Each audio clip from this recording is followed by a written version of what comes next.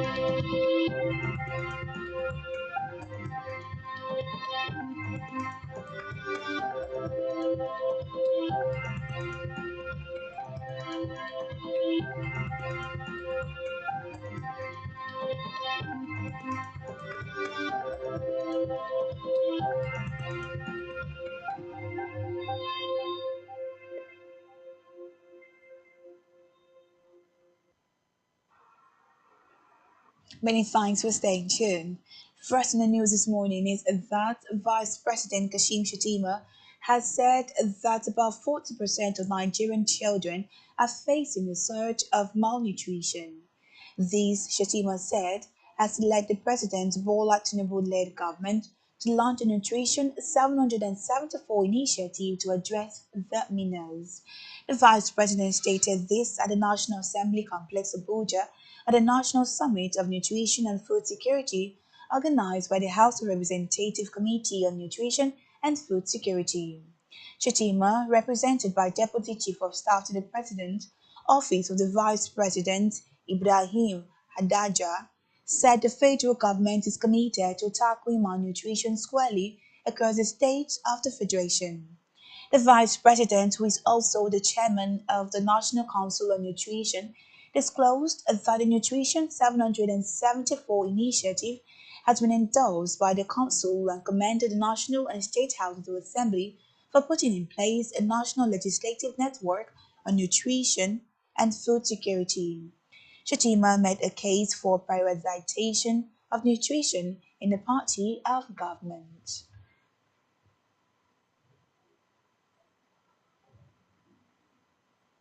Away from that, the federal government has banked the minimum accessible age for candidates seeking admission into tertiary institutions in Nigeria at 16 years. Minister of Education Tunji Aluso announced this during a 2025 policy meeting on admissions held at the Bola Ahmed Tinubu International Conference Center in Abuja. The 16-year age requirement could be enforced through its Central Admission Processing System, CARBS, with efforts made to accommodate candidates who would turn 16 by 31st August 2025. However, JAM expressed concerns that some institutions had violated this directive by admitting underage candidates through channels outside CARBS and collecting substantial amounts from them as tuition fees. The board noted that all such admissions were illegal and could not be processed through CARBS adding that some of these cases had led to litigation against the offending institutions. Meanwhile, the 16-year minimum admission age comes after last year's controversy when former Education Minister Professor Tahid Maman faced backlash from stakeholders over his attempt to raise the benchmark to 18, a move many said was criticized. In a separate development, the federal government has released the June 2025 salaries of lecturers and other tertiary institution-based workers. Following the release of salaries, branches of the Academic Staff Union of Universities wrote to their members to resume work. Recall that chapters of the union across certain federal universities had declared a no pay, no work policy following what they described as consistent delay in payment of monthly salaries for 5 months. The delay was attributed to the migration of academics from the IPPIS platform to GIFMIS platform by the Office of the Accountant General of the Federation.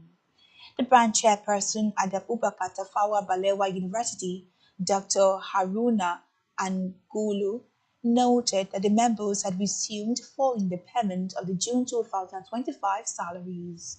Meanwhile, the Minister of Education, Dr. Tunji Alusa, in a statement noted that the current atmosphere of stability across tertiary institutions was a result of sustained dialogue, mutual respect, and genuine commitment by the present administration to address the demands of academic and non-academic staff unions.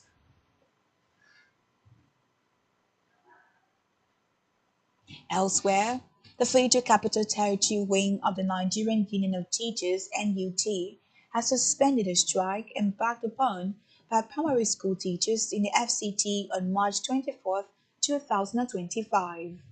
The union urged all primary school teachers to resume school today. This was contained in a communique after a State Wing Executive Council meeting made available to journalists. The union said that the suspension of the strike followed the intervention of the FCT Minister Nyesom Wike, who ordered the release of 16 billion naira for the settlement of part of the salaries. The NUT appreciated the teachers for their unwavering support, solidarity, and prayers during the 4-month strike period.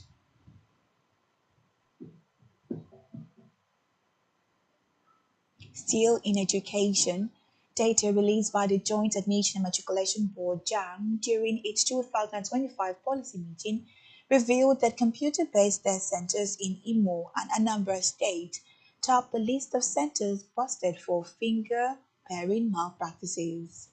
In total, about 19 centers were busted nationwide, with Anambra having 6, Imo with 4, Abia with 1, Edo 1, Kano with 2 centers, Ebonyi, Delta, Kaduna, Rivers, and Enugu with 1 center each. The Registrar of JAM, Professor Isaac Oluyede, made this known in his presentation during a meeting held with Vice Chancellors, Rectors, and Provosts, among other stakeholders in Abuja. He mentioned other unethical practices, including impersonators making use of albinos for the purpose of image blending and remote uploads. Back here, Akwa Ibom State Governor Pastor Moino has renewed his commitment to advancing the RISE agenda of his administration. While inaugurating the RISE brand and its insignias at the Brand Management and Marketing Office in Uyo, the governor said the brand will promote the image, vision, and ideals of his administration. He also noted that the branding will greatly help register in the minds. I beg your pardon, I'll check that again.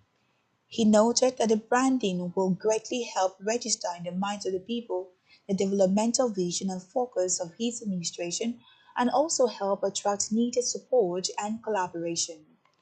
The RISE brand, according to the governor, will appear in various forms as ties, scarf, the tie clips, caps, bangles, and other items. Pastor Eno directed his senior special assistant on brand management and marketing, Ralph Edem, to endeavor to secure and also carry along the renewed hope insignias of the federal government since it all aligns with the vision and trajectory of the state government. The governor assigned the vehicle to the brand management team and directed that it should be properly branded as well and used as a display platform to showcase the various Arise branded items to the public for their support and integration. He commended them for his commitment and dedication to his assignment, assuring him of the government's support and motivation to accomplish more. Earlier, Edem had appreciated the governor for his support on the establishment of the showroom, which has attracted a good number of people to partner and benefit from the programs of the Arise agenda. Government House correspondent Jen Owa reported that the senior special assistant to the governor on brand management and marketing further disclosed that the Arise branded items are all customized to accommodate all classes of people of the state in various wearable forms.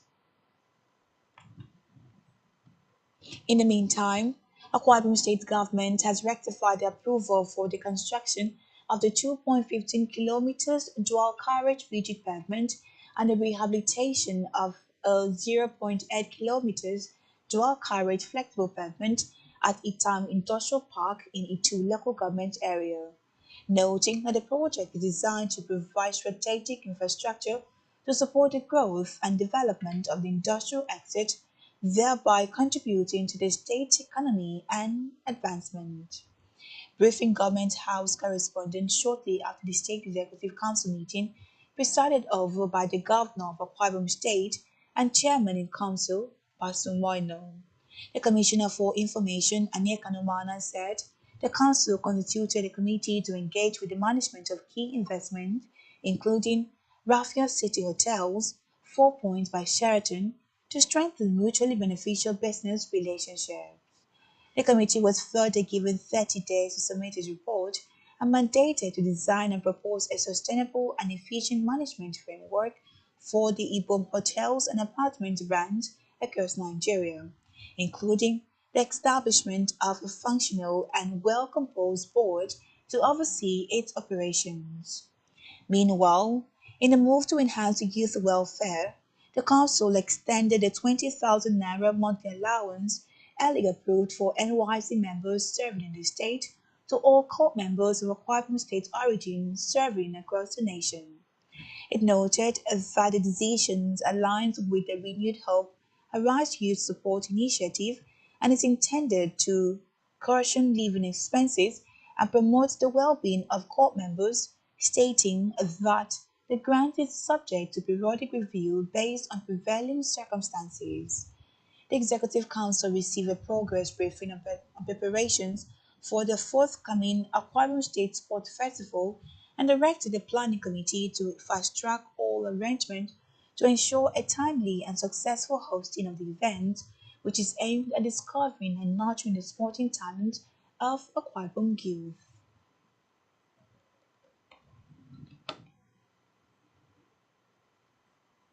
We move now to Africa, where South African President Cyril Ramaphosa has pushed back against the latest wave of trade tariffs from the Trump administration, a wave that also targets Pretoria, the only sub-Saharan country on the list. The move from the White House comes as the American government announced that it would be delaying the start of some of its most aggressive import tariffs, which it imposed, among others, in April on nations across the world.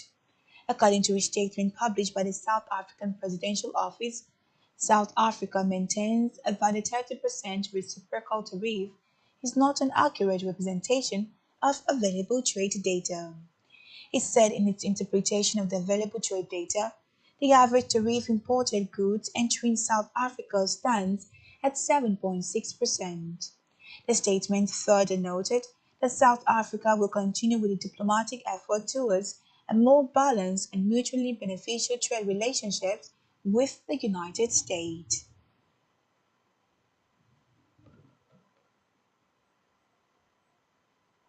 On our foreign scene, the United States of America has tightened its visa regulations for Nigerians in reciprocity for Nigerian short-term visa policies towards US citizens. Reports say effective from today, Most non-immigrant visas, such as tourist and business visas, will now be a single entry and valid for just 3 months. Visas issued before July 8 will not be affected. The development was confirmed in a statement issued by the US Embassy in Nigeria.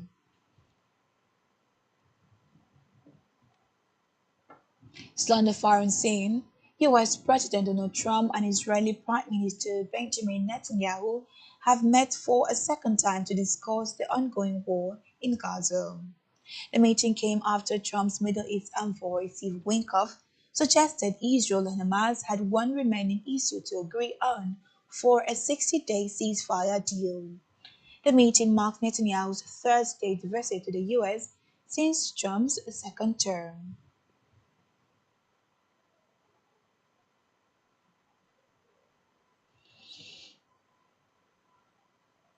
Still to come in the news. Chelsea ends £80 billion after reaching final in Club World Cup. Stay tuned for details of this in just a moment.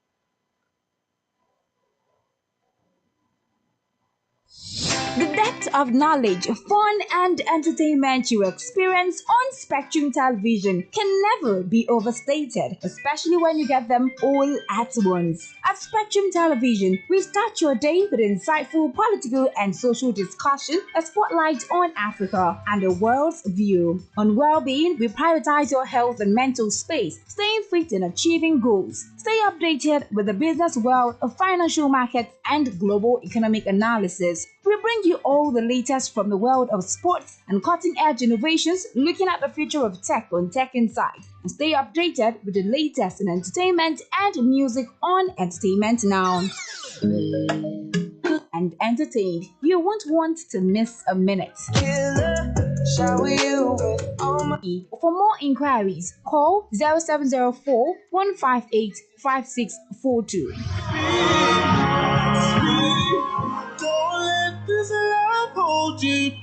Spectrum Television, broadening your horizon.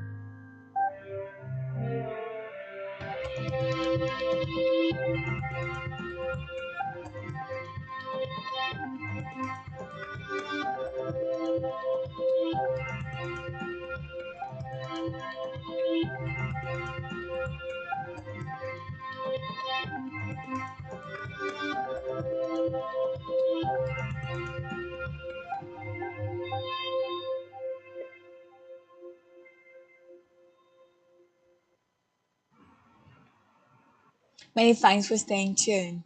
On our business news, the Central Bank of Nigeria (CBN) has warned that rising input costs across key sectors would spark a new wave of consumer price inflation as businesses continue to absorb cost pressures that may soon become unsustainable.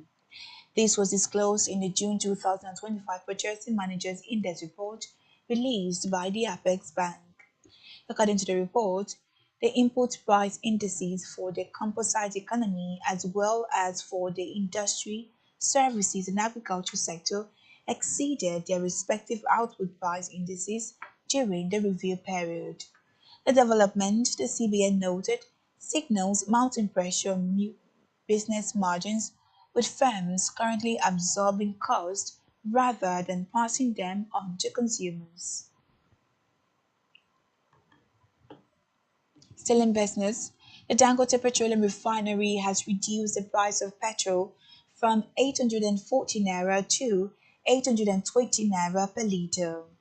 The 20 naira price reduction came 1 week after the refinery dropped the price of the fuel from 880 naira to 840 naira. These indicate a 6.82% cut in petrol prices by the Dangote refinery within a week. The spokesman of the Dangote Group, Anthony Chijine, told reporters that the company reduced the price to make the product more affordable for Nigerians. On a health news, pharmaceutical pricing expert Tolulokpe Jagun has called for urgent reform to Nigeria's medicine supply system, warning that the country's out-of-pocket healthcare model is leaving millions without access to essential drugs. Jagun also proposed a structured plan to overhaul Nigeria's pharmacy system. According to him, medicines must be made affordable for all Nigerians, not just those who can pay. He added that transparency across the supply chain and stronger regulatory oversight are crucial, alongside support for local pharmaceutical production through foreign exchange access, tax incentives, and reduced import duties on active ingredients.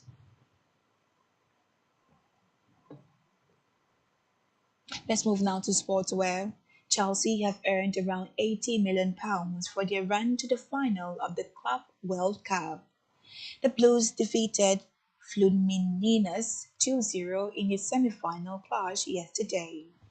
Joe Pedro, who also arrived last week from Britain for a fee around £60 million, scored both goals for the Premier League side. They will now face either Paris Saint-Germain or Real Madrid in Sunday's final. Still in sport, Turkey's Super League champions Galatasaray have agreed to pay Victor Osimhen's €75 million release clause. The yellow and red initially had two berths rejected by Serie A champions Napoli. The release clause is valid for teams outside of Italy until July the 15th. Osimhen spent the 2024/2025 season on loan with Galatasaray after failing to secure a move from Napoli last summer. The 26-year-old netted 37 goals and 8 assists from 41 appearances across all competitions, helping the club win domestic double. On entertainment news, Asa Asike, the video's manager, has claimed that Afrobeat would have been more successful if the singer had collaborated with Wizkid and other artists. Asike made the statement while discussing Afrobeat global success. Speaking during his appearance on the Afropolitan podcast, he attributed the success of Latin music to strong collaboration among the likes of J Balvin, Nicky Jam, Bad Bunny, and other singers.